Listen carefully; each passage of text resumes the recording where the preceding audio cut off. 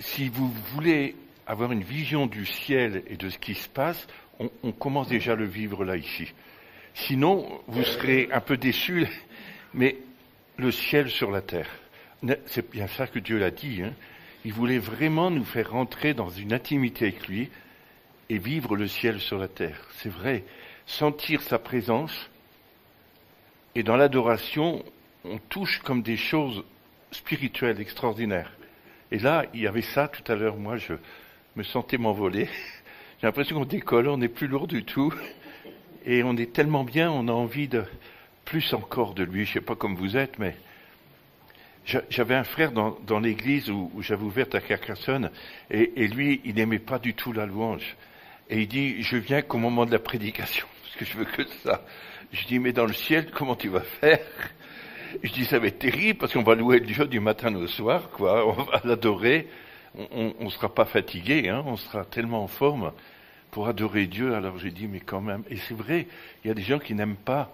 Et pourtant, c'est le moment le plus précieux qui existe, de vivre une intimité proche, comme un papa avec ses enfants, et cet amour. Et après, quand il est avec nous, il nous communique plein de choses.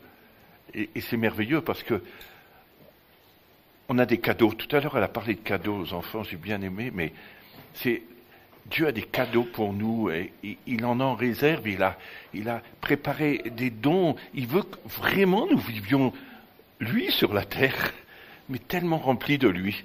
Et je crois qu'on a besoin de cela, et c'est pour ça qu'il faut d'abord adorer pour se laisser porter, pour qu'il devienne Seigneur au milieu de nous, dans nos vies, dans nos cœurs, qui règne. On a tellement peur des situations et tout, mais quand on sait qu'il est avec nous, tout est tellement merveilleux. Voilà, alors moi je voulais parler aujourd'hui de l'humilité et la foi, justement. Et puis je vais faire une suite de ce qu'elle a parlé aux enfants tout à l'heure, un peu comme ça. Ça rentre dedans, et j'en profite pour sauter et continuer. Mais d'abord, je voudrais lire un verset, c'est dans l'évangile de Jean, au chapitre 5, verset 44. Et vous verrez alors que on aime Jésus et qu'on veut vivre des choses avec lui, et pourtant il est écrit là, « Comment pouvez-vous croire, vous qui recevez votre gloire les uns des autres, et qui ne cherchez pas la gloire qui vient de Dieu seul ?» On cherche la gloire les uns des autres. Ça vous fait pas plaisir d'être flatté par quelqu'un, quand même? Oh, t'es bien, quand même. Mais alors on tire la gloire, non pas du Dieu, mais de la personne. Et je crois que Dieu nous parle. Je crois que les bénédictions, un petit peu, de la vie chrétienne la plus élevée, sont souvent comme un petit peu, vous savez, des objets exposés à l'intérieur d'une devanture. Vous vous imaginez les devantures, les vitrines que vous voyez dans les commerces, et puis d'un magasin, et on peut les voir très clairement, tout ce qu'il y a derrière, mais on ne peut pas les toucher, ni les prendre. Et par exemple, si on disait à quelqu'un d'étendre sa main et de saisir les objets, il dirait « Je ne peux pas, il y a une vitre entre moi et les objets. » C'est impossible, une vitre tellement épaisse. Mais vous savez quoi? C'est exactement ce que les chrétiens pensent. Ils peuvent voir clairement les précieuses promesses de Dieu. Quand il nous a remplis du Saint-Esprit, il nous a fait des promesses de paix, des promesses de paix parfaite, de repos, d'amour, débordant de joie, de communion permanente avec lui, puis plein de fruits. Et cependant, on peut sentir qu'il y a quelque chose entre ces promesses, ces dons, qui nous empêchent réellement de prendre possession. Est-ce que vous ne vivez pas ça? Est-ce que vous vivez tous les dons? Est-ce qu'on a vécu des guérisons ce soir? Est-ce qu'on a vécu les dons des miracles? Est-ce qu'on a vécu les promesses de Dieu? Sincèrement, est-ce que vous êtes sincère ce soir? Vous avez vécu là, maintenant, pendant la louange? Est-ce que le Seigneur a agi? Est-ce que les promesses qu'il a faites, elles sont sûres, n'est-ce pas? On le dit, vous le lisez, vous le confessez, et pourtant on ne les vit pas. C'est comme derrière une vitrine.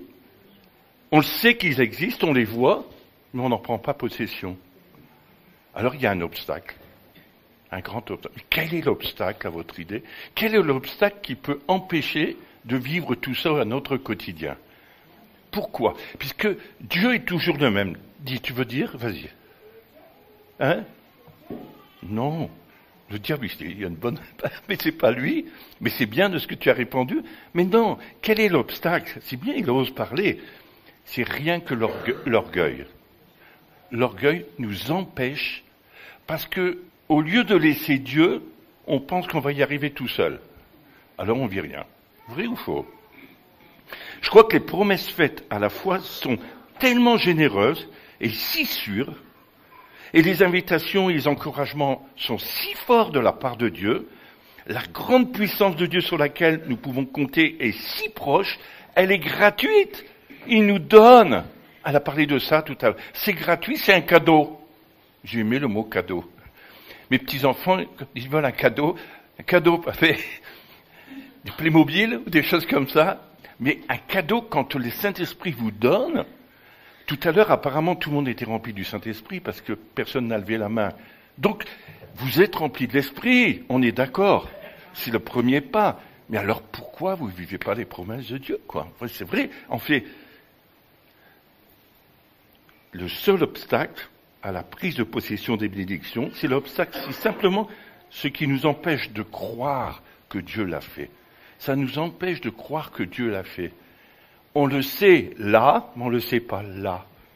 Vous avez remarqué, beaucoup d'entre nous, on sait par cœur. Vous pouvez réciter la Bible, hein, moi je connais plein de gens qui connaissent par cœur, mais ils vivent pas. Vrai ou faux? Et là on le voit dans notre texte, Jésus nous révèle que c'est l'orgueil qui nous rend la foi impossible. Il dit, comment pouvez-vous croire, vous qui recevez votre gloire les uns des autres? C'est pas de l'orgueil, ça, quand il parle là. Vrai ou faux? Je crois qu'on peut voir combien dans leur nature même, l'orgueil et la foi sont réellement contraires. On peut pas. J'ai vécu des guérisons et des miracles, mais c'était toujours dans des moments où je m'y attendais vraiment pas du tout. Mais vraiment, il fallait que je fasse marcher sur des œufs, faire confiance au Seigneur, de dire, ah voilà, cette foi de l'abandon de ma vie, il en a parlé aussi Sylvain, l'abandon, se laisser, se reposer en Christ pour qu'il puisse faire au travers de nous.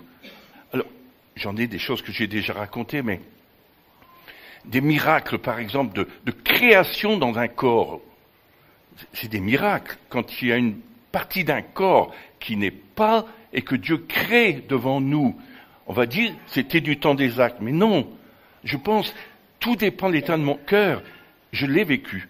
J'en ai témoigné peut-être déjà, mais pour vous dire, pour ceux qui ne connaissaient pas, eh bien, c'était une personne qui avait une jambe petite, vous avez déjà vu ça, et l'autre qui était bien poussée, quoi. Et c'était un défaut de naissance, quelque part.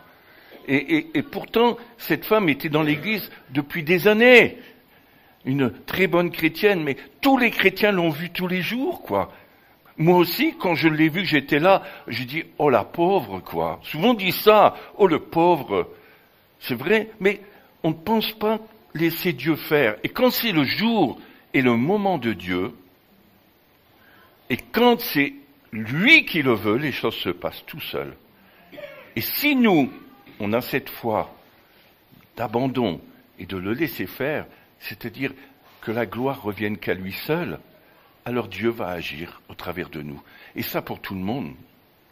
Tout le peuple de Dieu. Si on est rempli de l'esprit, on doit pouvoir vivre ça. Alors cette femme, pour continuer, pour ceux qui ne connaissent pas, elle était là dans la salle, et puis assise sur une chaise, bien sûr, avec sa jambe comme ça, et puis tout se finit, la réunion se termine, et elle est là, moi je suis là aussi dans la salle avec quelques-uns, comme ça, et puis d'un seul coup je lui dis, mais je crois que Jésus veut faire repousser ta jambe. Alors, des fois, on prie pour des jambes plus courtes, mais c'est un tout petit peu, quoi. Hein.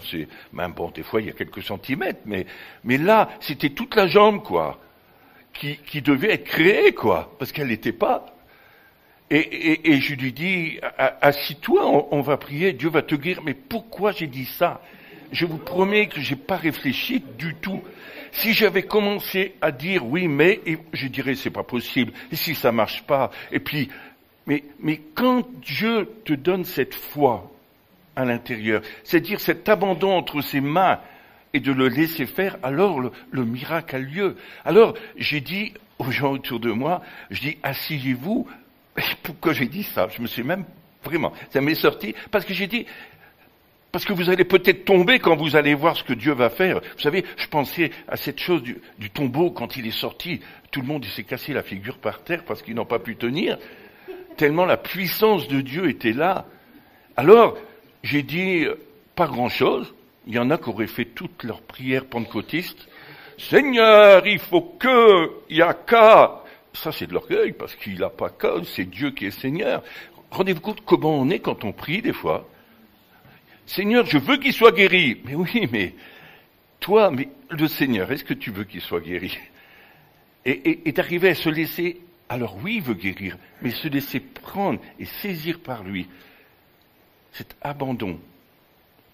Et puis le laisser faire. Alors on prie, et puis j'ai dit, la jambe, c'est pas normal, elle soit comme ça. Je dis, au nom de Jésus, repousse, quoi. Et alors, j'ai pas fait de grande cérémonie, j'ai pas mis d'habits sacerdotaux, j'ai pas mis de tout ce qu'il fallait, j'ai pas fait des grandes, mais j'ai dit ça, juste. Et la jambe a commencé à pousser. Tous les gens qui étaient autour, il y en a qui sont restés debout, ils sont trouvés par terre.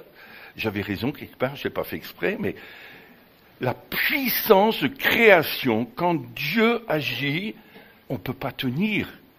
Ça nous fait un choc à l'intérieur de nous. Mais ça, si on comptait, c'est des choses qu'on pourrait vivre dans notre quotidien, de notre vie. Alors dire, oui, mais quand même, ça, c'est parce que toi, tu as un ministère. Mais je dis, il faut arrêter de dire ça. Marc 16, tous ceux qui croiront, qui seront baptisés, prieront pour les malades, ils seront guéris, chasseront des démons. Mais c'est juste ce qu'il a dit, quoi. Et c'est la Bible, elle n'est pas valable pour le temps des actes, et puis c'est fini aujourd'hui. Non, si justement, on laisse Jésus agir et qu'on lui fait confiance, alors je crois que ça s'apprend, cette confiance, cet abandon en lui, cette attente de lui. C'est dur d'attendre. Quand le Seigneur vous dit « Attends que je te le dise », ça c'est dur. J'ai vécu « Attends que je te le dise », avec l'accent du Sud. « Attends que je te le dise, te presse pas ». C'est bien pour le Marseillais, mais non, en réalité, « Attends que je te le dise ». Ça veut dire que Dieu veut nous apprendre à dépendre totalement de lui. Si réellement il est notre Seigneur, si réellement il est Seigneur de notre vie et qu'il habite dans nos corps comme on le revendique, n'est-ce pas? On le revendique quand même. Ouais, moi je suis né de nouveau, je suis rempli du Saint-Esprit, mais ça veut rien dire si tu laisses pas Jésus faire dans ta vie. Alors, je crois qu'on peut voir combien dans notre nature, même l'orgueil et la foi, je disais, ils sont complètement contraires, et que la foi et l'humilité, c'est la même racine. Vous regarderez. Et je pense qu'on ne pourrait jamais avoir plus de vraie foi que nous n'avons de vraie humilité. N'est-ce pas? C'est ça que Dieu veut dire, cette humilité. Il l'a dit tout à l'heure. Dans les chants, nous l'avons dit aussi. C'est vrai ou faux? Alors vous les avez chantés très fort avec votre voix percutante. C'était formidable. Je trouve que c'est juste. Et vous le chantiez vraiment de votre cœur. Maintenant, Dieu dit, alors on va le faire. On va le faire, quoi. Maintenant, tu vas prier pour les malades, puis tu vas dépendre de moi. Ah. Je crois que tout en ayant une forte conviction intellectuelle et une grande assurance de la vérité, nous verrons qu'en même temps, l'orgueil habite dans nos cœurs, n'est-ce pas, et nous rend impossible la foi vivante, qui tire sa puissance de la communion avec Dieu, cette intimité avec Dieu. J'étais tout à l'heure, je dis, mais papa, t'es tellement merveilleux, t'es tellement magnifique, de l'adorer, mais on a envie de parler avec. Je ressentais comme un dialogue entre lui et moi. Ça vous est jamais arrivé, ça?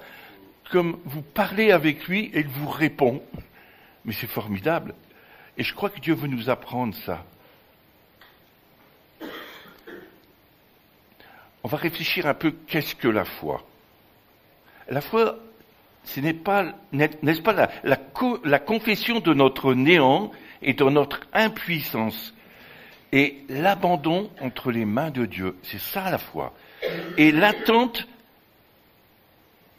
qui laisse être tout et faire tout lui-même, mais pas nous. Cette attente qu'il va faire, savoir attendre. Je disais tout à l'heure. Je crois que c'est la chose la plus humble qu'il puisse y avoir. L'acceptation, c'est dur le français, de notre vraie place comme étant celle d'une absolue dépendance de Dieu. On n'a rien à réclamer à Dieu. Seigneur fait que, mais il n'a rien à réclamer, tout n'est que grâce, n'est-ce pas? Seigneur fait que il se passe ça, fait que, mais même nos prières, qu'on intercède, fait que. Mais je crois qu'on devrait changer un peu et laisser tomber nos formules, une formule chimique ou une formule religieuse, pour pouvoir le laisser agir. C'est la grâce de Dieu qui nous accorde de pouvoir être intercesseur avec lui, de pouvoir se tenir avec lui à la brèche, au pied, par rapport au pays, par rapport aux nations, par rapport à mes amis, par rapport à mes voisins, par rapport à mon boulot, par rapport à là où je suis. Je crois que l'humilité est simplement la disposition qui prépare l'âme à vivre la foi. L'humilité. Non pas moi, Seigneur, mais toi. Et tout ce qui n'est pas esprit d'humilité, la recherche de soi, la volonté propre, la confiance en soi, même les plus secrets souffles d'orgueil, oh, c'est moi, quand même. La force de ce moi charnel, et ce moi charnel ne peut pas entrer dans le royaume de Dieu. C'est impossible. Jean-Marc me rappelait tout à l'heure les passages des vierges. Et les vierges, il y en avait 10, elles étaient tous chrétiennes, enfin en tout cas elles connaissaient le Seigneur, mais il n'y en a eu que 5 qui sont rentrées, la porte était fermée. Et je pense que, oui, on ne pourra pas rentrer dans le royaume si on ne croit pas, et si on n'a pas cette foi de dire, ouais, je suis le Fils de Dieu. Mais on doit remettre des fois des choses en question dans nos vies. On refuse de laisser Dieu être ce qu'il est et doit être en tous. On refuse ça. On prend au-dessus de lui. Même nous, prédicateurs, des fois, on remplace Dieu. Quand j'écoute des fois des prêches, alors il y en a des vraiment intéressantes, mais des fois c'est tout comme quelque chose qu'on veut faire passer et créer alors que c'est Dieu qui nous convainc. Par exemple, c'est lui qui nous convainc de pécher. C'est pas nous qui sauvons les gens, c'est lui qui interpelle. Combien de fois j'ai dit, levez votre main, donnez votre vie à Jésus. Puis Jésus qui me dit, oh Hervé, t'es qui toi? C'est moi qui vais les toucher, c'est pas toi. Alors forcément ça tient pas, parce qu'en fait on a fait par notre volonté. Mais on a appris comme ça. On a été formaté à cette façon-là, n'est-ce pas? Et je crois que, voilà, laissez Dieu être tout en nous tous, le laisser prendre toute la place. Je crois que l'humilité et la foi sont beaucoup plus unies dans les Écritures qu'on peut penser en général. On va voir la preuve de Jésus, peut-être je vais vous citer des passages pour qu'ils vous montrent les endroits. Dans 2 circonstances, il parle d'une grande foi. Quand il a entendu et qu'il a vu le centenier, vous connaissez dans Matthieu 8, versets 5 à 13. Jésus fut dans l'étonnement et il dit à ceux qui le suivaient, « Je vous le dis en vérité, même en Israël, je n'ai pas trouvé une aussi grande foi. » Même en Israël, c'est-à-dire qu'il disait même ça à ses disciples. Vous n'aviez pas une grande foi. Et cet homme avait... Parce que, oui, il avait dit le centenier, « Je ne suis pas digne que tu entres sous mon toit. » Parce qu'il avait ce serviteur qui était malade. Il a dit, je vais aller te voir. Et puis après, il dit, mais je ne suis pas digne, tu ne peux pas rentrer chez moi. Tu ne peux pas, parce que je suis tellement minable. Et il se sentait tellement pécheur, tellement orgueilleux. Et Dieu lui a ramené, il dit, mais à cause de ça, il a prouvé devant Dieu qu'il n'était rien et qu'il ne pouvait pas recevoir Christ. Alors Jésus a dit, il y a une grande foi, ton serviteur, retourne chez toi, il est guéri maintenant. Jésus, alors qu'il avait dit peu de temps avant, je vais aller le voir. À cause de cet homme, il a fait ça. Ça, c'est le premier. La Cananéenne, vous vous rappelez, dans Matthieu 15, versets 21 à 28, il lui dit, « Femme, ta foi est grande, qu'il te soit fait comme tu désires. » Parce que cette femme avait dit, « Oui, Seigneur », parce que une Cananéenne, les Juifs n'avaient pas le droit de leur parler. C'était empêché, ça. Encore aujourd'hui, dans certains endroits. Mais il disait, oui, Seigneur, mais toi, tu vois, les chiens, ils peuvent bien manger les miettes dessous la table. Elle a dit juste ça. Ils mangent les miettes dessous, tombent sous la table de leur maître. Et Jésus lui a dit, ah, femme, tu as une foi qui est grande, qu'il te soit fait comme tu désires. Et cette femme a vécu le miracle. Parce qu'elle a baissé les bras, elle a dit, je ne suis pas digne quelque part. Tu vois, moi, pourquoi je ne peux pas m'asseoir à la table avec vous? Parce que je suis cananéenne. Mais les chiens, ils peuvent bien manger les miettes sous votre table. Pourquoi moi je ne pourrais pas? Et moi, je crois que oui, le Seigneur montre encore cette humilité. Et cette humilité qui amène l'âme à n'être rien devant Dieu. Et c'est celle-là qui éloigne tout empêchement à la foi, qui met dans le cœur la seule crainte de déshonorer Dieu en refusant de lui faire une confiance entière. Combien de fois on a déçu le Seigneur parce qu'on ne lui a pas fait confiance? Pas fait confiance, c'est incroyable. Combien de fois tu dis, je guéris ton enfant, puis nous, on a tellement peur, vite, d'Afalgan, vite, mais c'est vrai, et pourtant c'est bien utile les médicaments, comprenez ce que je veux dire. Mais si Dieu le dit, ton enfant est guéri, va, tu peux chez toi, il est guéri. Mais alors, si dans notre cœur on a cette certitude, alors Dieu va le faire. J'ai confiance en toi, Seigneur. Combien de fois il y a eu des choses comme ça qui se sont passées? Puis combien de fois on a passé à côté? Moi, le premier, combien de fois? Parce qu'on n'a pas su laisser Dieu faire au milieu de nous. Et on a déçu le Seigneur. On ne lui a pas fait confiance. Combien de fois on ne lui a pas fait confiance? Alors on pourrait dire, il y a des raisons. On va citer toutes les raisons possibles qui existent et qu'on a. Mon église, mes frères, mes sœurs, tout ça, puis on fait... Non, c'est nous-mêmes devant Dieu, quoi. On ne peut pas repousser la responsabilité sur les autres. C'est nous qui allons vivre cette dépendance totale avec Dieu. Alors on verra des grandes choses. Alors on verra des miracles, des guérisons. Alors on verra des puissances de Dieu agir. Et moi, ça n'a pas toujours été le cas. Parce qu'il y a eu des fois, on reprend sur nous-mêmes. Vous savez, on veut essayer de se débrouiller tout seul, quoi, quelque part, un peu. Alors que Dieu, il dit, je suis là. J'attends juste que tu me le demandes. Puis alors, on essaie d'avoir affaire à des autres personnes. On voudrait tellement, oh, Hervé, si tu me montres le chemin. Mais, Seigneur, il dit, mais adresse-toi à moi, quoi. Et il peut te parler aussi pour ta vie de tous les jours. Te conduire, même dans les petites choses. Il nous donne cette foi de lui faire confiance. Combien de fois, il n'y a pas très longtemps, hein, c'était chez moi, je revenais de chez mon fils, Étienne, et puis on passe devant l'autoroute, là, et puis il y a un stop pour ceux qui sortent de l'autoroute. Nous, on est sur la route normale, ils doivent nous laisser passer. Et avant d'arriver là, j'étais le rond-point d'avant, Dieu me dit, Hervé, fais attention, un camion va sortir.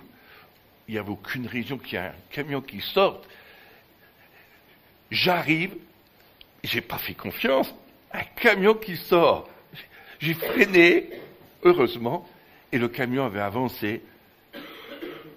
Et si j'avais écouté, j'ai eu une grâce de ne pas avoir eu d'accident, mais combien de fois il nous avertit des tas de choses Et c'est cette foi de lui faire confiance. Il veille sur nous tout le temps. Alors, on le dit, mais entre le dire et le vivre, c'est ça, cet abandon. Cette vraie humilité, c'est de le laisser faire. Moi, j'aimais les chants, beaucoup, ça parle dedans de ça, cette humilité. Et je crois qu'il ne faut pas juste les chanter, mais les vivre, cette parole.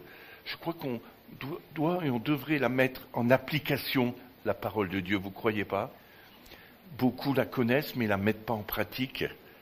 Alors, comme je disais l'autre jour, c'était lundi, je crois, ou mardi, je ne sais plus, je disais, mais finalement, on connaît tout par cœur et on a les plus grands orateurs qui viennent nous arroser de toutes ces paroles, ces bénédictions, et puis on ne change pas, quoi. Le Pakistanais, on m'a parlé de ça, Jean-Marc et tout, qui a une foi, qui vit des choses là-bas, et puis il témoigne de grandes choses, et puis nous, on reste avec notre vie bien tranquille. On a tout ce qu'il faut, donc on n'a rien à craindre, mais là, bientôt, on n'aura plus rien, quoi, parce que tout est en train de s'écrouler. Mais je crois que Dieu le permet, hein. Il veut que le peuple dépende de lui. Il a dit, vous ne manquerez de rien. Mais quand tout se vide, que les caisses de l'État se vident, que les banques suisses vont fermer, là je vais vous faire peur, on va toucher au porte-monnaie, mais en même temps, moi quand j'écoute ce qui est marqué sur les trucs de Suisse qui disent, faites vos provisions, ça veut dire qu'ils savent que dans les années qui arrivent, il n'y aura plus grand-chose, quoi. Ça, pour moi, ça veut dire quelque chose, parce qu'on ne le dit pas comme ça n'importe comment, cette histoire-là. Sinon, alors, ça veut dire quoi? Est-ce que, quand il dit, je ne manquerai de rien, je pourvoirai à tous tes besoins, je serai là comme avec toi tous les jours et je te conduirai dans les chemins. Et tu auras même plus, et tu pourras même donner à ton voisin qui n'a rien. Je ne sais pas, quand j'écoute les promesses de Dieu, qu'elles sont sûres et certaines, je me dis, moi, cette foi qui doit changer. Et je crois que l'orgueil nous fait vraiment mal parce qu'il nous bloque par rapport à la dépendance de Dieu. Et je crois qu'il faut arriver à remettre cela. On a beaucoup parlé de ça, hein. Elle a parlé de ça aussi. Et on pourrait dire, mais qu'est-ce que j'ai fait de tout cela? J'ai entendu dire que dans les groupes, c'était formidable. On en parle. Mais après, quand vous retournerez chez vous, comment ça va faire? C'est vrai, on est peut-être dans un endroit très fermé, avec la présence de Dieu tout le temps, mais je crois que Dieu veut qu'on dépende de lui totalement. On apprend ça. Apprendre à dépendre. Comment pouvez-vous croire, vous qui recevez votre gloire les uns des autres et qui ne cherchez pas la gloire de Dieu, qui vient du Dieu seul, du Dieu seul. Il n'y a pas d'autre. C'est de lui qu'on doit compter. Et il multipliera. Et il bénira. Et il se servira de vous pour guérir, pour soulager. Tu te rends compte? Souvent on dit beaucoup, j'ai entendu beaucoup ça. Oh là là, dans les églises on vit plus les guérisons. Oh, on vit plus rien. Mais comment ça se fait? On a tout mis de côté. Mais en fait, on a tellement cru qu'on y arriverait tout seul, mais qu'on ne fait plus rien maintenant, quoi. Parce qu'on ne peut pas. Mais je crois que voilà, je voulais dire tout ça. Alors, c'est important. Peut-être que si je repars demain, on pourra parler d'humilité et la joie. Vous verrez qu'aussi, ça a bien à voir tous les deux. J'ai essayé d'approfondir sur l'humilité pendant que j'étais bloqué chez moi. Mais je voudrais vous encourager, en tout cas, à dépendre de lui. Pas vous bloquer sur le passé ou sur l'héritage spirituel. Mais laissez Jésus devenir Seigneur dans vos vies. Ayez une relation très proche avec lui. Une amitié, un amour qui va vous parler chaque instant, chaque jour. Et il ne change pas. Il ne varie pas du nombre.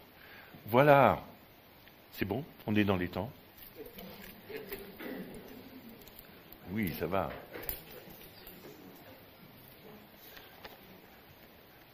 Ça va, vous avez compris. Parler trop longtemps, ça ne sert à rien. Mais